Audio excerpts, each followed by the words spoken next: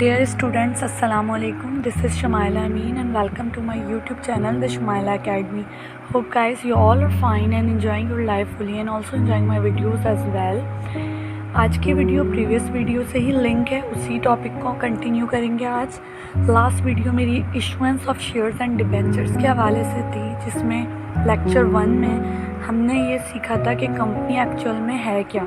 Business ownership types पढ़ी थी, company की डेफिनेशन को देखा था, कंपनी इनकॉर्पोरेशन के इम्पॉर्टेंट स्टेप्स क्या होते हैं या फिर प्रॉपर स्टेप्स या प्रोसीजर क्या है वो हमने उसमें सीखा।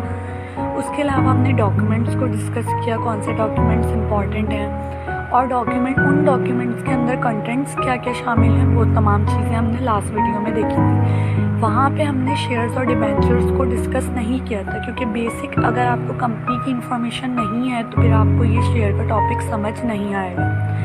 आज हम स्पेसिफिकली बात करेंगे शेयर्स के हवाले से, शेयर्स और डिबेंचर्स के हवाले से, क्योंकि हमारा टॉपिक एक्चुअल में है यही, इसी के गिर्द घूमना है ना, shares and issuance of shares and debentures, ये हमारे टॉपिक का नाम है। आज बात करेंगे कैपिटल के हवाले से। कैपिटल की कुछ काइंड्स होती हैं जो आपको इस टॉपिक को समझने से पहले पता होनी चाहिए। इसके अलावा हम बात करेंगे पार वैल्यू, मार्केट वैल्यू के हवाले से, और आपको ये भी बताएंगे इस वीडियो में कि प्रीमियम और डिस्काउंट का क्या मतलब है और सब्सक्रिप्शन का क्या मतलब होता है। सब्सक्रिप्शन 3 तरह के केसेस हो सकते हैं सब्सक्रिप्शन के टाइम पे जब एप्लीकेशंस रिसीव होती हैं। तो 1 बाय 1 तमाम टॉपिक्स को डिस्कस करना है इस वीडियो में। It will be very beneficial for you all, ठीक है। लेकिन आप लोग अगर अब तक मेरे चैनल पे आपने सब्सक्राइब नहीं किया है तो काइंडली सब्सक्राइब माय चैनल और बेल के आइकन को प्रेस कर लें। तमाम नोटिफिकेशंस आपको टाइमली मिलती रहेंगी, तो आपकी कोई वीडियो भी मिस नहीं होगी, क्योंकि एक वीडियो के बाद दूसरी वीडियो जो मैं बनाती हूँ वो मोस्ट ऑफ द टाइम वो प्रीवियस वीडियो से लिंक होती है। अगर आपने प्रीवियस वीडियो नहीं देखी है तो पहले मेरे चैनल पे जाएं, issuance of shares and debentures का लेक्चर 1 सुने। आफ्टर दैट आप इस वीडियो को सुने ताकि आपको तमाम चीज़ें क्लियर हो जाएं। आज हम सबसे पहले बात करेंगे कैपिटल की और एक एग्जाम्पल के थ्रू देखेंगे, ठीक है। फॉर एग्ज़ाम्पल मेरी सिस्टर ने मुझे कुछ बुक्स दी, उनके पास 50 बुक्स थी और उन्होंने मुझे देके कहा कि आप इसको सेल कर दो और आपके पास इतना बड़ा सर्किल है और अपने कॉलेज में अपने स्टूडेंट्स में जिनको भी इन बुक्स की ज़रूरत है उनको सेल कर दो। 50 बुक्स उसने मुझे दी, ठीक है, मेरी सिस्टर ने। अब मैंने उससे 50 बुक्स रिसीव की और 50 बुक्स मेरे अपने पास मौजूद थी, ठीक है। 100 बुक्स जो मेरे पास थी वो भी मेरी सिस्टर की ही थी और मैंने उनसे वो भी पूछा कि ये 50 भी मैं सेल कर दूँ। तो इस तरह से मेरे पास टोटल 100 बुक्स आ गई जो मुझे सेल आउट करनी है, या मुझे जो अलाउ की मेरे सिस्टर ने। उनके पास और भी बुक्स थी लेकिन उन्होंने इस वक्त मुझे सिर्फ 100 बुक्स जो मेरे पास अपनी 50 बुक्स उनसे मैंने ली हुई थी और 50 उन्होंने मुझे मज़ीद दी कि ये 100 बुक्स को तुम सेल कर दो, ठीक है। अब मैं लेके गई वो तमाम बुक्स, मैंने अपने कॉलेज में यहाँ जहाँ पे भी मैं पढ़ाती हूँ या पढ़ती हूँ, जो भी कुछ करती हूँ, वहाँ पे सब जगह पे मैंने सर्कुलेट किया मैसेज, इसकी मार्केटिंग की और मैंने वो बुक सेल करनी शुरू की। अब जब मैं घर आई वापस तो बुक फेयर था, जो भी कुछ था उसमें मेरी कितनी बुक्स 80 बुक्स सेल आउट हो गई। 80 बुक्स सेल होने के बाद मेरे पास सिर्फ 20 बुक्स रह गई। अब जब मैं घर आई तो मेरी सिस्टर ने कहा भाई मुझे पैसों की नीड थी, कितनी सेल हुई? तो मैंने कहा 80 बुक्स तो सेल हो गई, 20 रह गई। तो उन्होंने कहा अच्छा चलो फिर पैसे निकालो 80 बुक्स के। लेकिन मैंने कहा 80 बुक्स में से 70 के ही पैसे मिले मुझे। तो मेरी सिस्टर ने कहा ये क्या बात हुई भाई कि 80 बुक्स तुम सेल करके आई हो और पैसे तुम्हें 70 की मिले?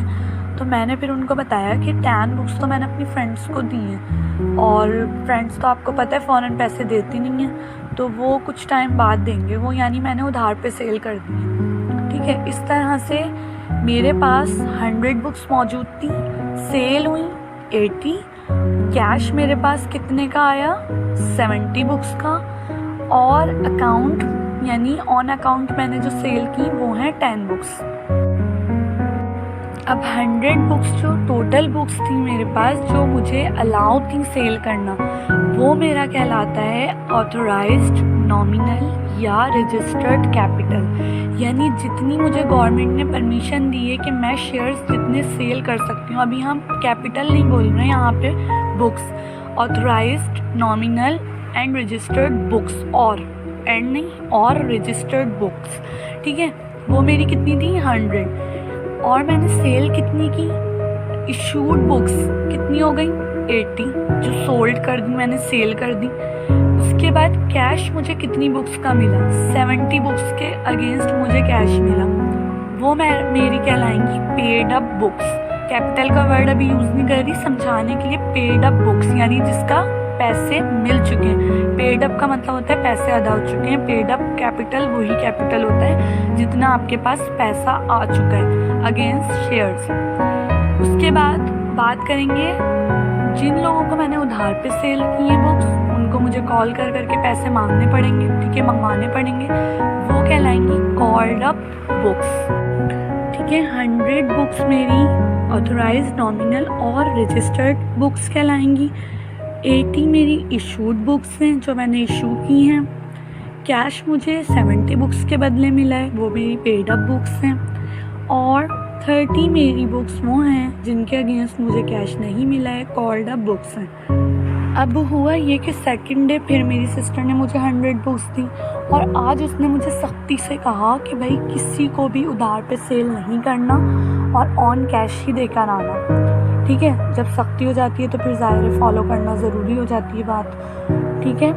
और मैं लेकर गई, और मैंने आज सोचा कि नहीं, आज मुझे पूरी कैश पे ही सेल करनी है। तो मैंने आज भी 80 बुक्स सेल की और 80 पूरी की पूरी कैश पे सेल की। तो आज मेरा ऑथराइज कैपिटल तो 100 है, लेकिन इशूड और पेड अप कैपिटल इक्वल है। इशूड कैपिटल भी 80 है जो सेल की है मैंने जितनी बुक्स, और पेड अप बुक्स भी 80 ही हैं, क्योंकि पेड अप भी मुझे उतना ही पैसे मिले जितनी मैंने सेल की हैं, पूरी तमाम की तमाम कैश पे सेल की हैं। और कॉल्ड अप कैपिटल नील है, 0 है।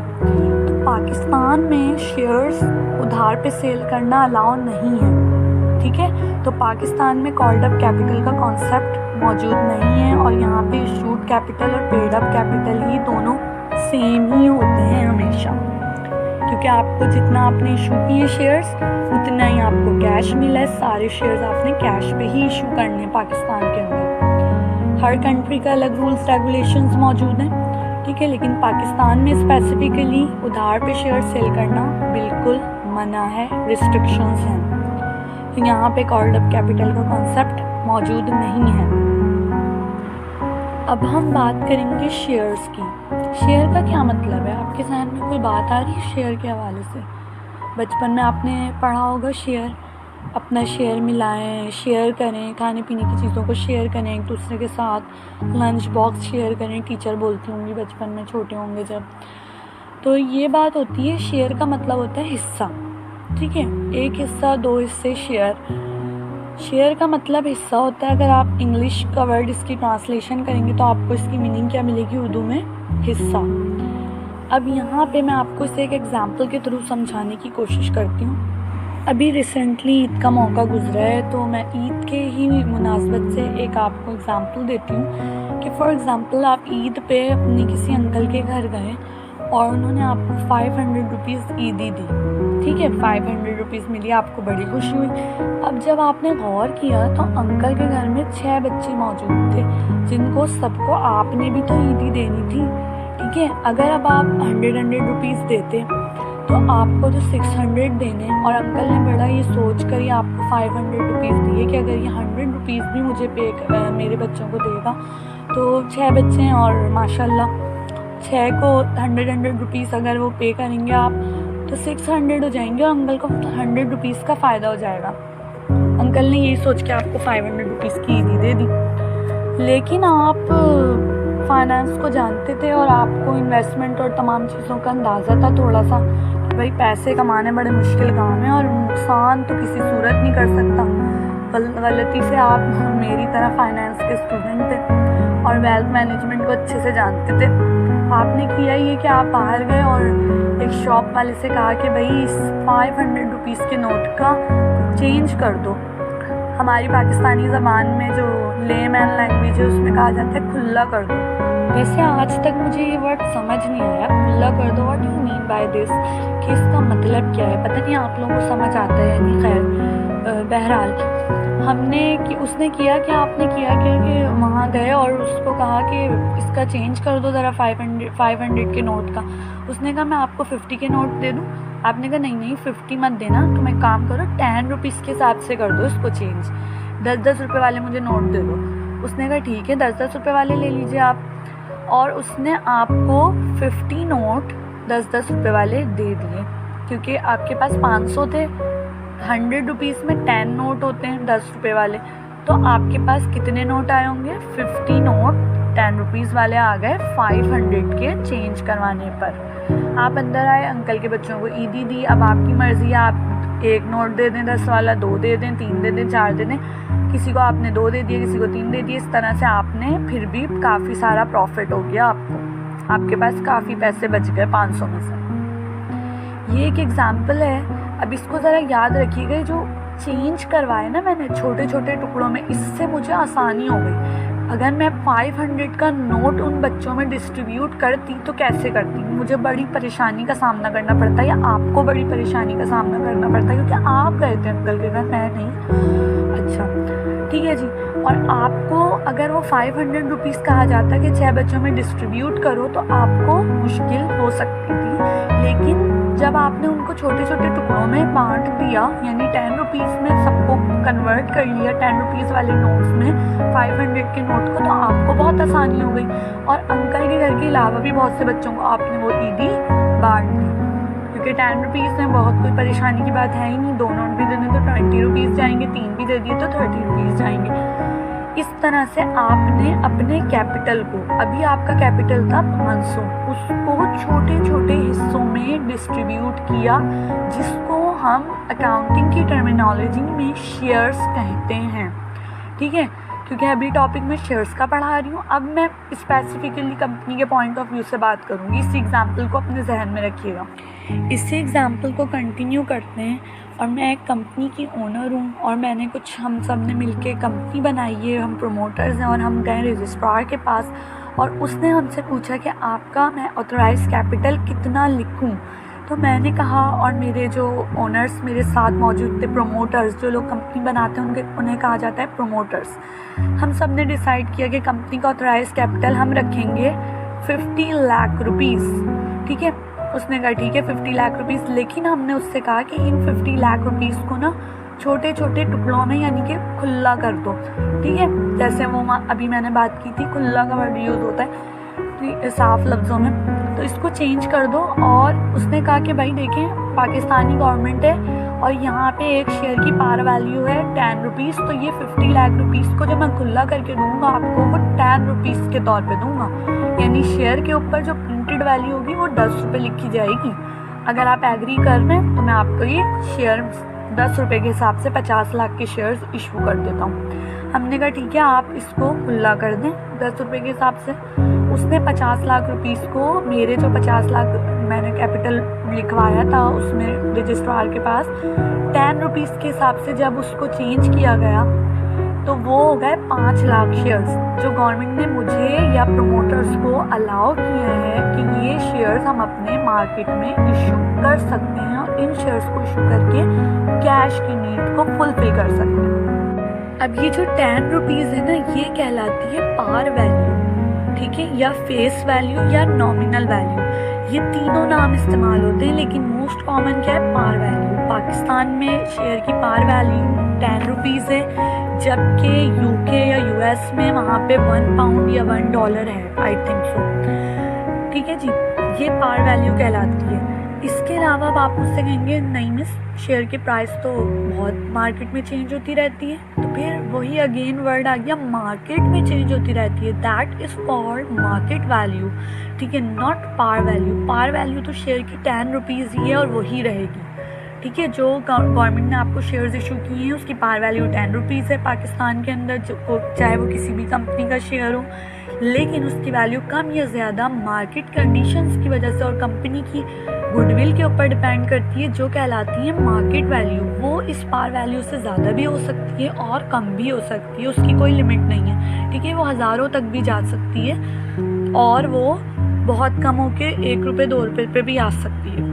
अब लेट्स सपोज कि आपकी कंपनी की गुडविल बड़ी अच्छी बनती जा रही है और आपकी कंपनी को लोग बहुत उनको चार्म नज़र आ रहा है कि कंपनी की ग्रोथ बहुत अच्छी जा रही है, यहाँ की मैनेजमेंट बहुत अच्छी है, ये अपने सालाना प्रॉफिट्स बहुत अच्छे डिक्लेयर कर रही है, डिविडेंड्स अच्छे देती है। बहुत सारे फैक्टर्स होते हैं जो कंपनी के अंदर लोगों को खींचते हैं, अट्रैक्ट करते हैं शेयर होल्डर्स को कि वो आके कंपनी में इन्वेस्टमेंट करें और शेयर्स ख़रीदें, ठीक है, और शेयर होल्डर बन जाएँ।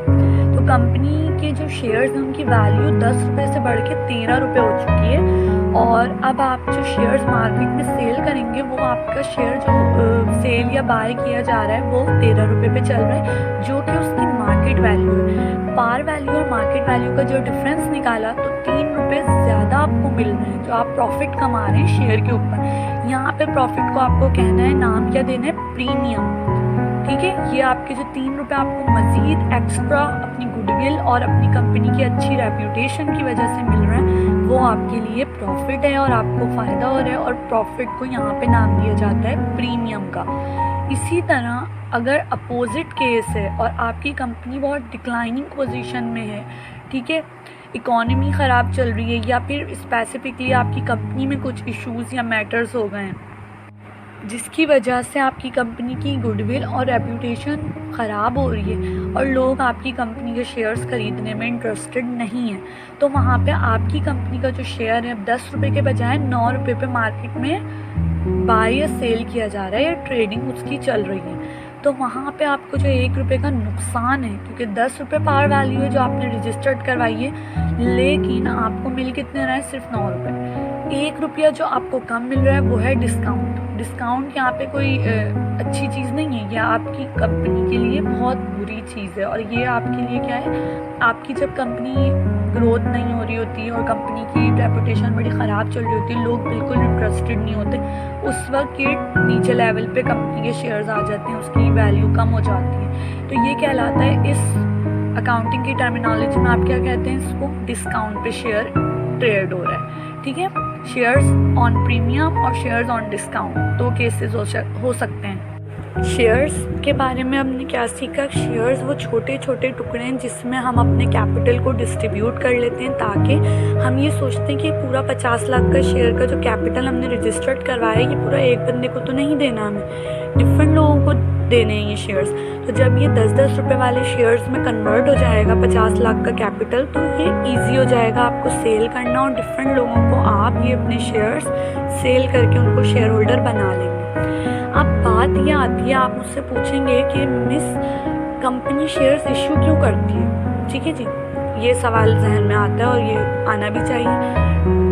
कैश की नीड को फुलफ़िल करने के लिए कंपनी शेयर्स इशू करती है। जब उसे कैश की ज़रूरत होती है तो कंपनी शेयर्स की तरफ जाती है, लेकिन क्योंकि देखिए कंपनी के पास 2 ही रास्ते हैं, या तो वो लोन लेगी बैंक से, या फिर वो अपने शेयर्स को मार्केट में फ्लोट करवा देगी और मार्केट में शेयर्स इशू करेगी, जनरल पब्लिक उसके शेयर्स ख़रीद के उसका शेयर होल्डर बन जाएगी। नुकसान क्या है शेयर्स को इशू करने में, क्योंकि आपने अपनी जो ओनरशिप है ना वो ट्रांसफ़र कर दी दूसरों के पास। पहले पूरे 50 लाख की कैपिटल की ओनर मैं खुद थी, लेकिन जब मैंने 50 लाख में से 10 लाख के शेयर्स, यानी 1 लाख शेयर्स मार्केट में, क्योंकि 10 रुपये का एक शेयर है, 10 लाख को अगर आप 10 रुपये से डिवाइड करेंगे तो आपके पास 1 लाख शेयर्स बनते हैं। वो अगर मैंने मार्केट में सेल किए, अब जिन लोगों ने वो शेयर्स खरीदे वो मेरे शेयर होल्डर बन चुके हैं, ओनर बन चुके हैं कंपनी में। और ओनर जब मैं अपने ज़्यादा बढ़ाती जाऊंगी तो ज़ाहिर है मेरी ओनरशिप कंपनी में से कम होती जाएगी, क्योंकि पहले पूरी के पूरे शेयर्स मेरे पास थे और मेरा शेयर बहुत ज़्यादा था, यानी पूरा का पूरा 50 लाख के मालिक मैं खुद थी।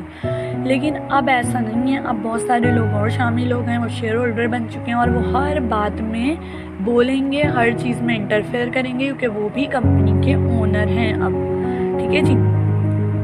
वैसे तो कंपनी की मैनेजमेंट बिल्कुल अलग होती है, लेकिन फिर भी कुछ राइट्स शेयर होल्डर्स के पास होते हैं जिसमें वो बोल सकते हैं और अपनी राइट्स को एग्जीक्यूट कर सकते हैं जब भी उनको ज़रूरत पड़े। दूसरा तरीका बैंक से लोन लेने का है, ठीक है, कि आप सिंपल जाएं और बैंक से लोन ले लें।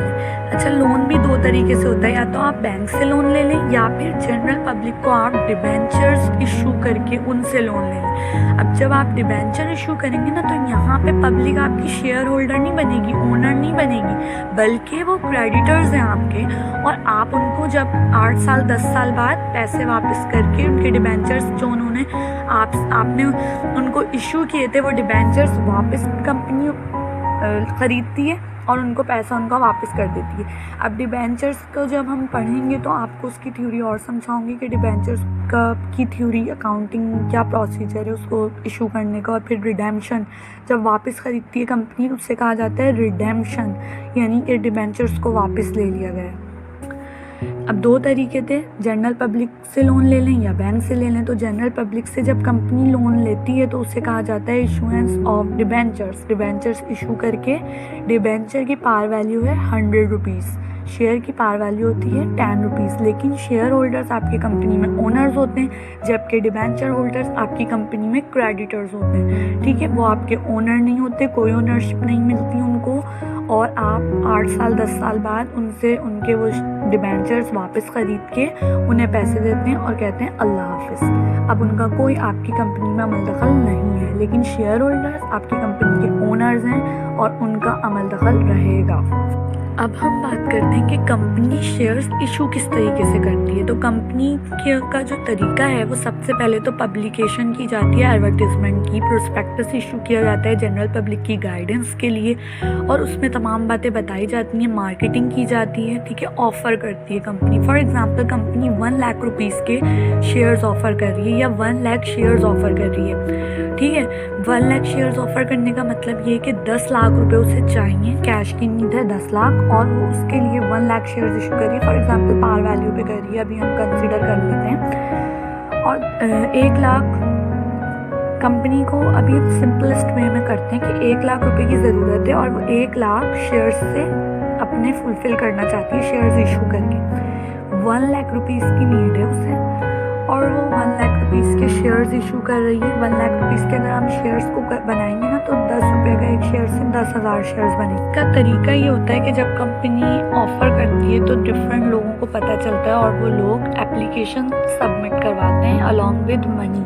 सिर्फ एप्लीकेशन नहीं होती, शेयर्स ख़रीदने के लिए एप्लीकेशन के साथ साथ जिसको जितने शेयर्स ख़रीदने होते हैं उसका पैसा भी बैंक में डिपॉजिट करवाती है, और एप्लीकेशन सबमिट करवाने के साथ साथ आपके बैंक अकाउंट में आती है।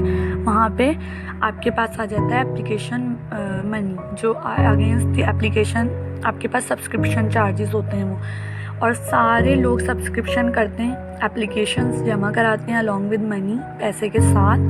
और उसमें 3 केसेस हो सकते हैं, या तो बहुत ही आइडियल केस हो जाए कि जितनी की आपको नीड थी उतनी ही एप्लीकेशंस आ गई आपके पास, यानी 1 लाख रुपीज़ की नीड थी और 1 लाख की ही एप्लीकेशंस अलॉन्ग विद मनी, यानी कि पैसे के साथ 1 लाख रुपीज़ ही आपके अकाउंट में आ गए, जिसे कहा जाता है इक्वल सब्सक्रिप्शन, यानी जितनी आपने ऑफ़र की थी उतनी एप्लीकेशंस रिसीव हो गई।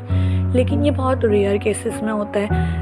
तो दूसरे जो केसेस हैं वो क्या है कि आपको ज़रूरत तो 1 लाख की थी, लेकिन आपकी कंपनी की बहुत अच्छी रेपुटेशन है, ग्रोथ हो रही है कंपनी में, बहुत ज़बरदस्त कंपनी ग्रो कर रही है, तो वहाँ पे आपके पास 1 लाख के बजाय 1,20,000 की एप्लीकेशंस रिसीव हो चुकी हैं, जिसे हम कहते हैं ओवर सब्सक्रिप्शन।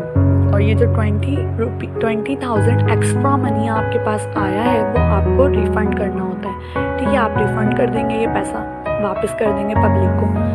उसके बाद थर्ड केस ऐसा है कि कंपनी में ग्रोथ नहीं है और अच्छी रेपुटेशन नहीं जा रही कंपनी की, तो वहाँ पे लोग इंटरेस्टेड नहीं हैं आपके पास आपके शेयर्स को ख़रीदने के लिए, तो वहाँ पे 90,000 की सिर्फ और सिर्फ एप्लीकेशंस रिसीव होंगी, जबकि आपको नीड कितनी थी 1 लाख रुपीज़ की। तो उस केस में आप जाते हैं अंडर राइटर के पास, और अंडर राइटर आपके साथ एक एग्रीमेंट के तहत कहता है कि ये अमाउंट जितने भी शेयर्स आपके नहीं बिक पा रहे हैं, 10,000 शेयर्स रह गए, ये मैं सेल करवाऊंगा, और अगर मैं सेल नहीं करवा सका तो ये शेयर्स मैं खुद खरीदूंगा, ठीक है। उस सूरत में हम क्या करते हैं कि अंडर राइटर को वो 10,000 का जो पैसा है हमारा, वो अंडर राइटर के थ्रू हमें मिल जाएगा।